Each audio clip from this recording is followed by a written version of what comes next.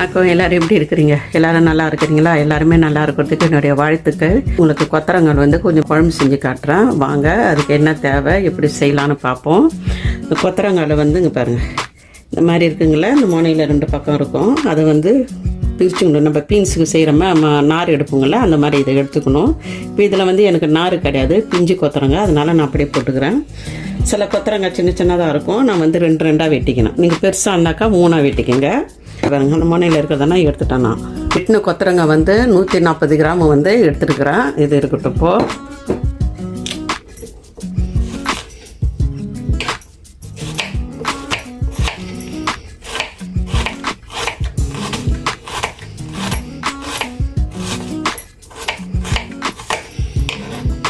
இருக்கட்டும், மற்ற பொருளை நான் வதக்கி காட்டுறேன். கப்பு எண்ணெய் வச்சுருக்கிறேன். இந்த 1/4 கப்பு எண்ணெயில் வந்து பாதி எண்ணெய் ஊற்றிக்கிறேன்.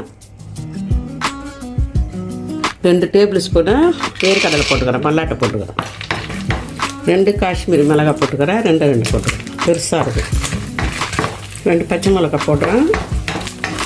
பாருங்கள், தேங்காய் கொஞ்சம் போடுறேன். இது வந்து இறக்குற டைமில் அப்படி போட்டுட்டு உடனே எடுத்துடணும்.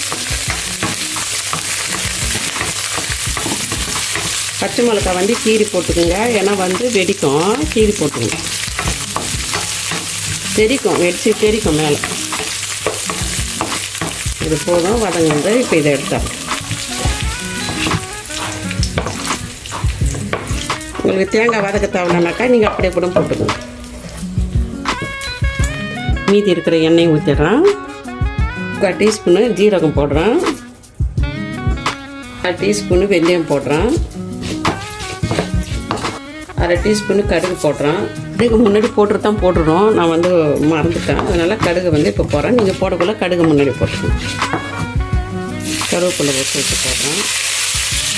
வெட்டி வச்சுக்கிறேன். 3 சின்ன சைஸு வெங்காயம் 3 போட்டோம். இப்போயே அந்த வெட்டினா கொத்தரங்காயும் போட்டாங்க. அது வெங்காயத்துக்குள்ளே அது நல்லா வதங்கும்.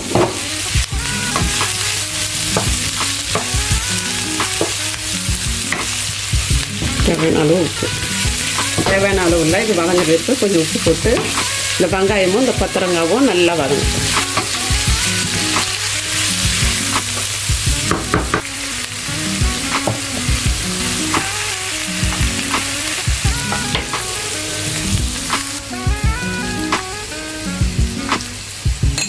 ரெண்டு டீஸ்பூனு கொத்தமல்லி தூள் போடுறேன். 1 டீஸ்பூன் ஜீரகத்தூள் போடுறேன்.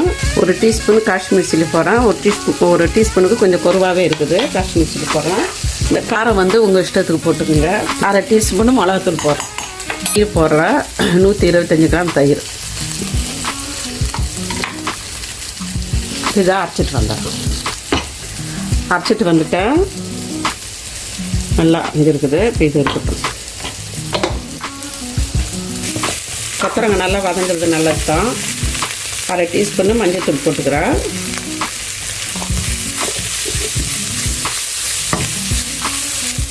அரைச்ச தக்காளி வந்து 1/2 கப்பு போட்டுக்கிறேன்.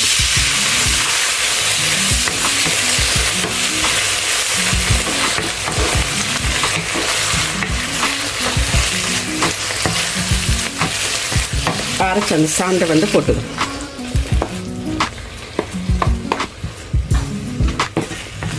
மிக்சியில் லேசாக தண்ணி ஊற்றி ஜாரில் கொஞ்சம் தண்ணி ஊற்றி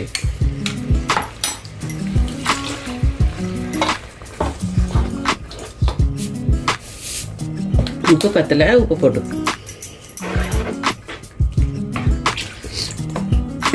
2 கப்பு தண்ணி ஊற்றிருக்கிறேன். இப்போ இது நல்லா கொதிக்கட்டும்.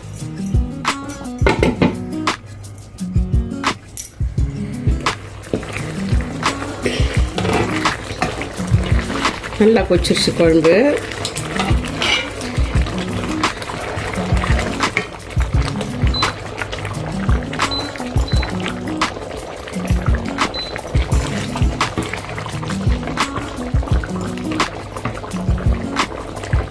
காய் நல்லா வெந்துருச்சு.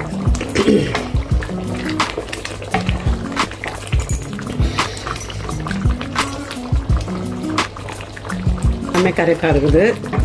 கொஞ்சம் ஒரு சின்ன கொஞ்சம் எண்ணெய் ஊற்றி, தாளிப்பு இல்லை, அந்த எண்ணெய் நிற்கிறதுக்கோசம் 2 டேபிள் ஸ்பூன் எண்ணெய் ஊற்றிக்கிறேன். 1/2 டீஸ்பூன் வந்து காஷ்மீரி சில்லி போட்டுக்கிறேன். இது தேவையில்லைனாக்கா நீங்கள் செஞ்சுக்காதீங்க. நான் சும்மா ஒரு கலர் கோசம் தான் செய்கிறேன். அவ்வளோதான், குழம்பு ரெடி ஆகிடுச்சு. இதில் கொஞ்சோண்டு கொத்தமல்லி. குழம்பு வந்து ரெடி ஆகிடுச்சு. உங்களுக்கு பிடிச்சிருக்குன்னு நினைக்கிறேன். பிடிச்சிருந்தாக்கா லைக் பண்ணுங்கள், ஷேர் பண்ணுங்கள், கமெண்ட் பண்ணுங்கள். மறக்காமல் அந்த பெல் பட்டனை வந்து கிளிக் பண்ணி விட்டுருங்க. நீங்களும் செஞ்சு சாப்பிடுங்க. எல்லாருமே சந்தோஷமாக இருங்க. அடுத்த வீடியோவில் பார்ப்போம். பாய்.